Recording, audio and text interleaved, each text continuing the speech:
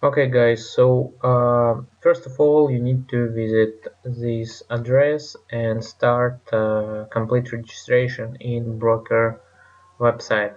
So make sure to click on you need to have reference,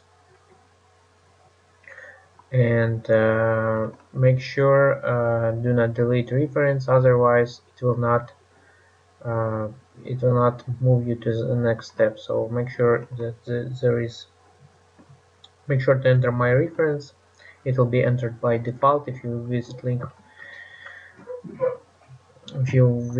what I will provide you, and click on next.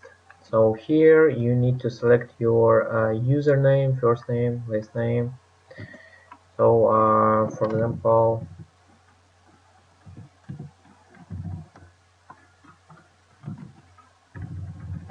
so type your username here, click on check username, so it should be available. If it's available, then you can type here your name, last name, last name, and move to the next step. So on the next step you should provide your contact details. So type here your phone number, WhatsApp, type here your email address. So type here your phone number and click on next. And the last step is provide your password. Make sure to use big letters, special symbols in order to protect your account.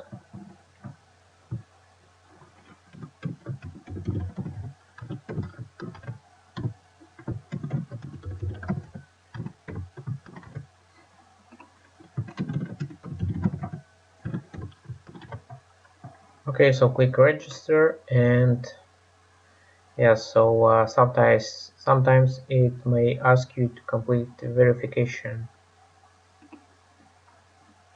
So in order to protect website from spam registrations, make sure to complete this Google CAPTCHA,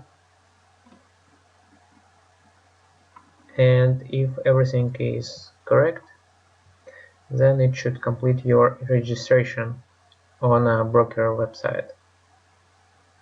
Yes, so now we have registered, and now we need to visit your email address what you have provided during registration, and passcode what you will get there. So complete email verification and click on